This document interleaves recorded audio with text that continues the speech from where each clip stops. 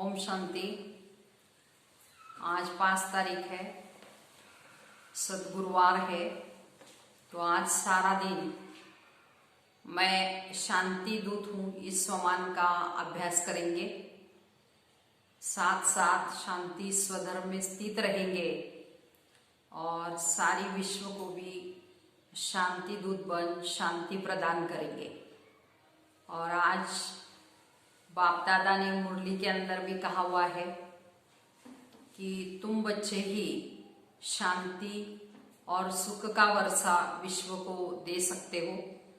तुम्हारा स्वधर्म भी शांत है, इसलिए तुम शांति के लिए अभी कहाँ भटकने की आवश्यकता नहीं है। न खुद भटकना है और दूसरों को भी भटकाने से छुड़ाना है।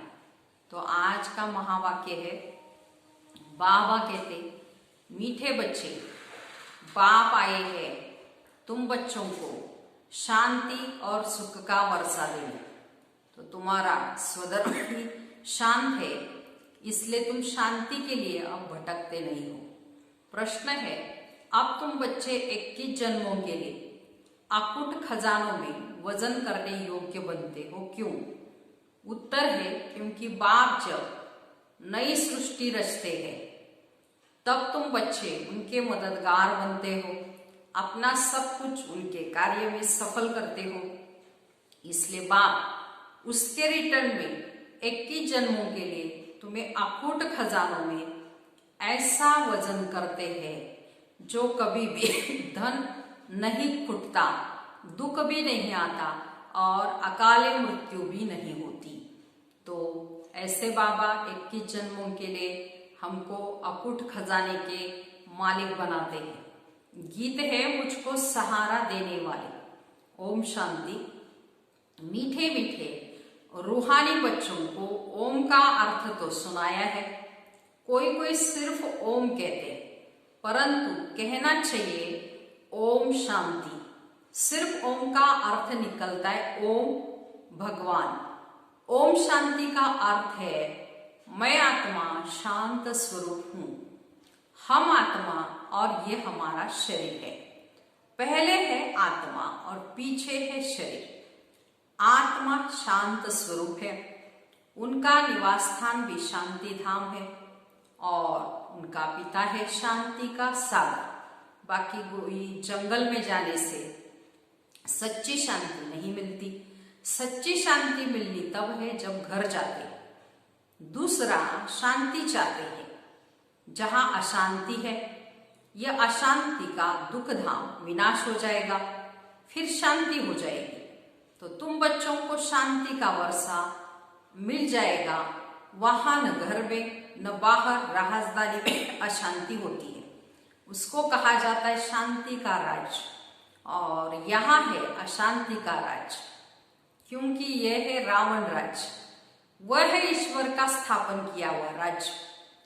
फिर द्वापार के बाद आसुरी राज्य शुरू होता है। तो असुरों को कभी शांति होती नहीं, न घर में न दुनिया में। जहां तहां अशांति ही अशांति होगी। तो 5 विकार रूपी रावण अशांति फैलाते रहते हैं। रावण क्या चीज है ये भी विद्वान पंडित आदि नहीं जानते। तो समझते नहीं कि हर वर्ष रावण को क्यों मारते हैं। तो सत्युग त्रेता में यह रावण होता नहीं। वो है दैवी राज्य। ईश्वर बाप दैवी राज्य की स्थापना करते हैं तुम्हारे द्वारा, अकेले तो नहीं करते। तो तुम मीठे मीठे बच्चे ईश्वर के मददगार हो। आगे रावण के मददगार थे, अब ईश्वर आकर सर्व की सद्गति करते हैं, पवित्रता सुख शांति की स्थापना करते हैं। तो तुम बच्चों को अब ज्ञान का तीसरा नेत्र मिला हुआ है। सत्युग त्रेता में कोई भी दुख की बात होती नहीं, कोई गाली आदि भी नहीं देते, गंध भी नहीं खाते। यहाँ तो देखो गंध कितना खाते हैं। दिखाते कृष्ण को गव्य बहुत प्यारी लगती थी। ऐसे नहीं कि कृष्ण कोई ग्वाला था, गौ की पालना करते थे, नहीं। तो वही वहां की गौ और यहाँ की गौ में बहुत बहुत फर्क है। वहां की गाय सतोप्रधान बहुत ही सुंदर होती है। वैसे सुंदर देवताएं, वैसे गाय, देखने से ही दिल खुश हो जाए। वो है ही स्वर्ग, ये है नरक। तो सभी स्वर्ग को याद करते हैं। स्वर्ग और नरक में रात और दिन का फर्क है। रात होती है अंधियारी और दिन में है सोजरा। तो ब्रह्मा का दिन गोया ब्राह्मण वंशियों का दिन हो जाता है। तो पहले तुम भी घोर अंधियारे रात में थे। इस समय भक्ति का कितना जोर है। तो महात्मा आदि को सोने में भजन करते रहते, क्योंकि शास्त्रों के वो बहुत विद्वान हैं। तो उनका प्रभाव इतना क्यों, ये भी बाबा ने समझाया। झाड़ के नए नए पत्ते निकलते हैं तो वो बिल्कुल सतोप्रधान होते हैं। ऊपर से नई सोल आएगी तो जरूर उनका प्रभाव होगा ना।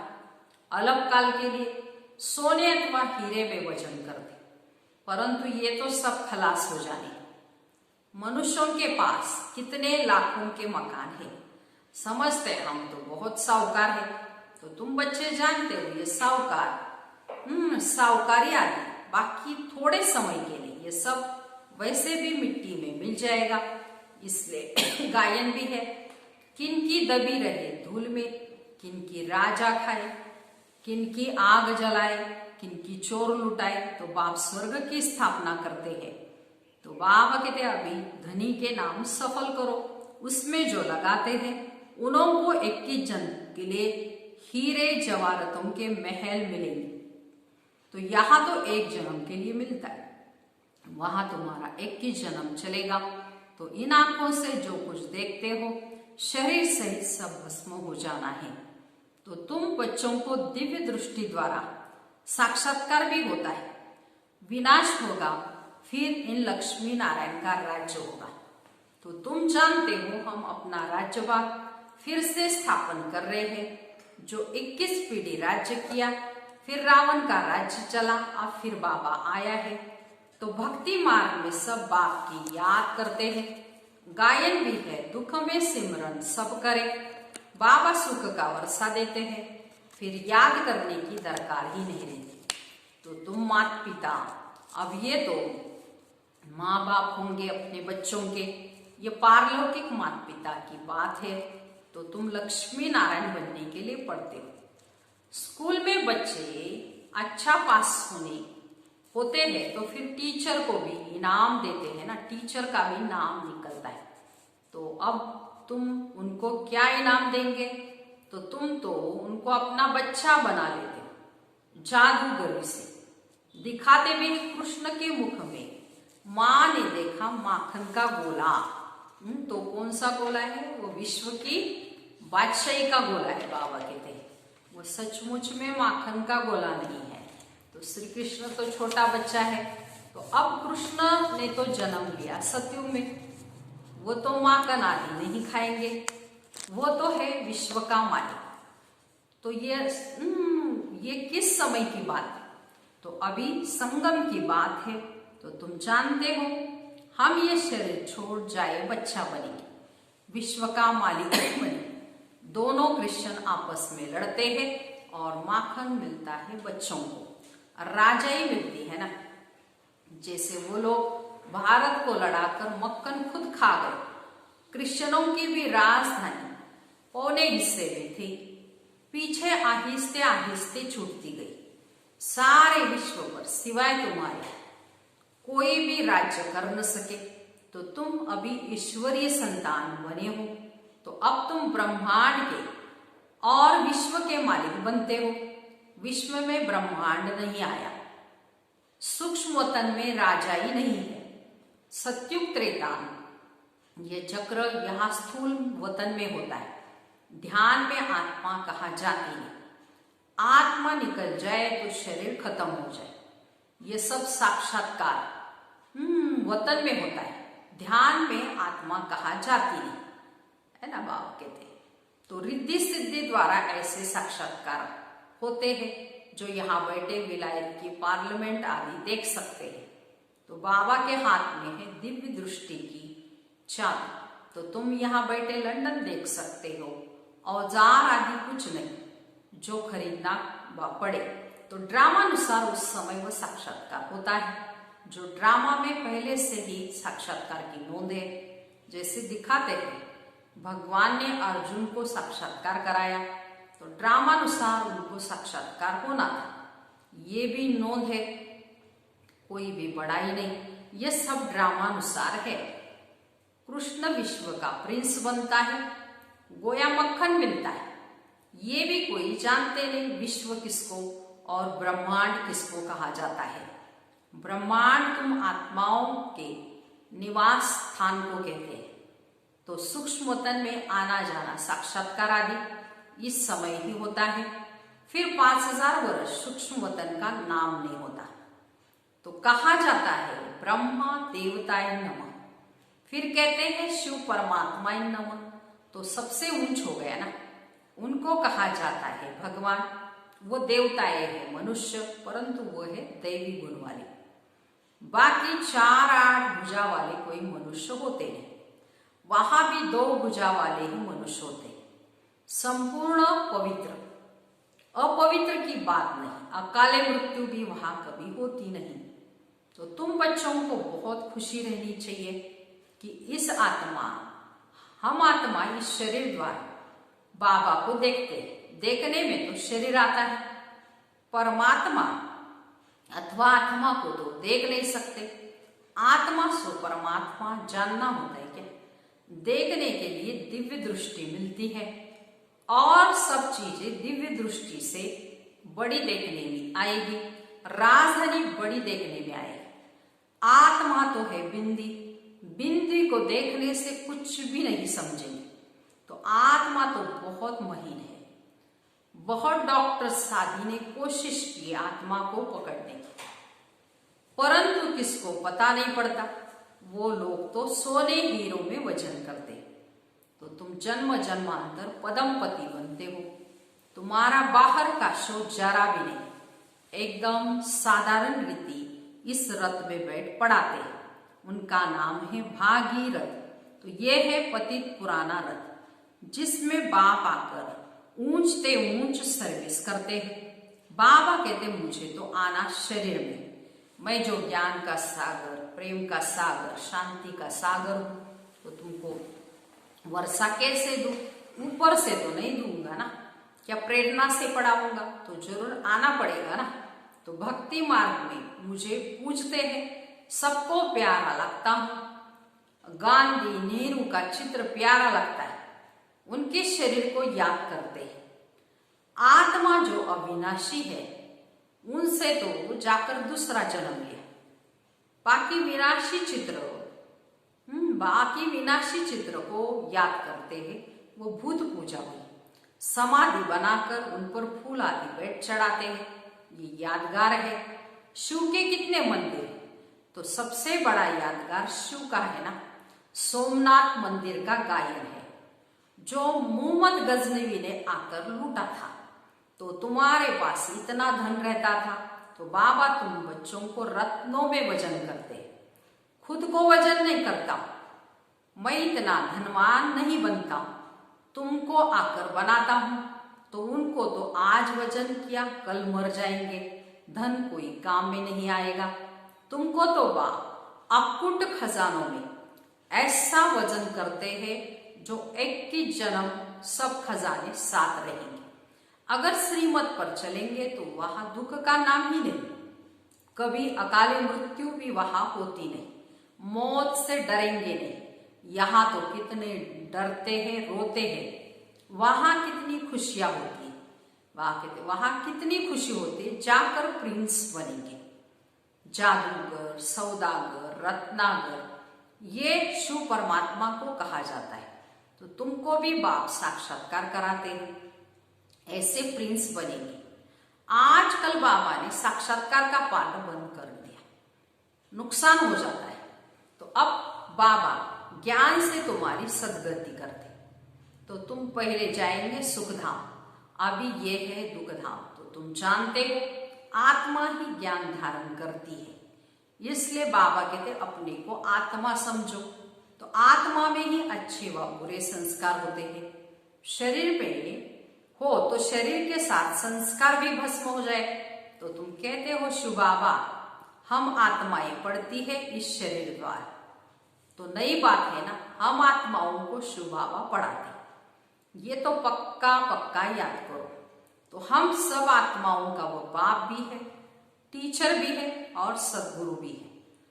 बाबा खुद कहते हैं कि मुझे याद करो। बाबा कहते मुझे अपना शरीर नहीं है, मैं भी आत्मा, परंतु मुझे परमात्मा कहा जाता है और आत्मा ही सब कुछ करती है, बाकी शरीर के नाम बदलते। लेकिन आत्मा तो आत्मा ही है ना बाबा। मैं परमात्मा तुम्हारे माफिक पुनर्जन्म नहीं लेता हूं। मेरा भी ड्रामा में पार्ट है, मेरा पार्ट ड्रामा में ऐसा है जो मैं इसमें प्रवेश कर तुमको सुना रहा हूं। इसलिए इनको भाग्यशाली रथ भी कहा जाता है, इनको पुरानी जुत्ती भी कहते हैं। शिव बाबा ने भी पुराना लॉन्ग बूट पहना है। तो बाबा कहते मैंने इसमें बहुत जन्मों के अंत में प्रवेश किया है। तो पहले पहले ये बनते हैं तत्व। तो बाबा कहते तुम तो जवान हो, मेरे से जास्ती पढ़कर ऊंच पद पाना चाहिए तुमको, परंतु मेरे साथ बाबा है तो मुझे घड़ी घड़ी उनकी याद आती है। बाबा मेरे साथ सोता भी है, परंतु बाबा मुझे भाकी नहीं पहन सकते, तुमको भाकी पहनते हैं, तो तुम भाग्यशाली हो ना। तो शिव बाबा ने जो शरीर लोन लिया है तो तुमको भाकी पहन सकते हैं। मैं कैसे पहनूं? मुझे तो ये भी नसीब नहीं, इसलिए तुम लकी सितारे गाए हुए हो। बच्चे हमेशा लकी होते हैं, तो बाप पैसे भी बच्चों को दे देते हैं, तो तुम लकी सितारे ठहरे ना। शिव बाबा भी कहते तुम मेरे से लकी हो, तुमको पढ़ाकर मैं विश्व का मालिक बनाता हूं। मैं थोड़ी बनता हूं, तो तुम ब्रह्मांड के भी मालिक बनते हो। बाकी मेरे पास जास्ती दिव्य दृष्टि की चाबी है, मैं ज्ञान का सागर हूं, तुमको भी मास्टर ज्ञान सागर बनाता हूं। तो तुम इस सारे चक्र को जान चक्रवर्ती महाराजा महारानी बनते, मैं थोड़ी बनता हूं। तो बूढ़े होते हैं तो फिर बच्चों को मिलकर खुद वानप्रस्थ में चले जाते हैं। आगे ऐसा होता था, आजकल तो बच्चों में मोह जाकर पड़ता है। पारलौकिक बाप कहते हैं मैं इसमें प्रवेश कर तुम बच्चों को कांटों से फूल विश्व का मालिक बनाए, आधा कल्प के लिए सदा सुखी बनाए। मैं वानप्रस्थ में बैठ जाता। ये सब बातें शास्त्रों में थोड़ी है, सन्यासी उदासी शास्त्रों की बातें सुनाते हैं। तो बाप तो है ज्ञान का सागर, खुद कहते ये वेद शास्त्र आदि सब भक्ति मार्ग की सामग्री, मैं तो हूं ज्ञान का सागर। अच्छा मीठे मीठे सिकिलते बच्चों प्रति माता पिता बाप दादा का याद प्यार और गुड मॉर्निंग। रूहानी बाप की रूहानी बच्चों को नमस्ते। हम रूहानी बच्चों की रूहानी माता पिता बाप दादा को याद प्यार गुड मॉर्निंग और नमस्ते। हम बनेंगे फरिश्ते, वाह बाबा वाह, शुक्रिया बाबा शुक्रिया। अब इस सारी मुरली का धारणा के लिए मुख्य सार सुनेंगे। पहली पॉइंट है, इन आंखों से शरीर से जो दिखाई देता है ये सब भस्म हो जाना है, इसलिए अपना सब कुछ धनी के नाम सफल करना है। दूसरी पॉइंट, बाप से पूरा वर्षा लेने के लिए पढ़ाई पढ़नी है, सदा अपने लक्ष्य को स्मृति में रख ब्रह्मांड व विश्व का मालिक बनना है। तो बाबा कहते हम बहुत भाग्यशाली है, लकी सितारे हैं। तो लकी सितारों को देख बाबा भी खुश होते हैं, इस स्वमान में भी रहना है। तो आज का वरदान है, माया के रॉयल रूपों के बंधनों से मुक्त, विश्वजीत जगत जीत भव विस्तार। मेरा पुरुषार्थ, मेरी इन्वेंशन, मेरी सर्विस, मेरी टचिंग, मेरे गुण अच्छे, मेरी निर्णय शक्ति बहुत अच्छी है, ये मेरापन ही रॉयल माया का रूप है। माया ऐसा जादू मंत्र कर देती है जो तेरे को भी मेरा बना देती, इसलिए अब ऐसे अनेक बंधनों से मुक्त बन, एक बाप के संबंध में आ जाओ तो माया जीत बन जाएंगे। माया जीत ही प्रकृति जीत और विश्व जीत व जगत जीत बनते हैं। वही एक सेकेंड के अशरीरी भव के डायरेक्शन को सहज और स्वतः कार्य में लगा सकते हैं। ऐसे सारे दिन के लिए बाबा ने विश्वजीत और जगतजीत भव का वरदान दिया है। तो बाबा कहते हैं माया बहुत रॉयल रूप में आती है। जैसे बाबा कहते हैं मेरा पुरुषार्थ, मेरी इन्वेंशन, मेरी टचिंग, मेरे गुण, मेरी निर्णय शक्ति, ऐसे मेरा मेरा के स्वरूप में एकदम रॉयल स्वरूप में माया आती है बाबा। और माया ऐसा जादू मंत्र कर देती है जो तेरा है सो सब मेरा मेरा कहने लगते हैं बाबा कहते। और ऐसे बंधनों में फंस जाते हैं। तो ऐसे लोग मुक्त नहीं बन सकते बाबा कहते। इसलिए अनेक बंधनों से मुक्त बन, बाबा कहते एक बाप के संबंध में आना है तो सहज ही मायाजीत बन जाएंगे। और जो मायाजीत है वो प्रकृति जीत और जगत जीत माना विश्व जीत तो है ही।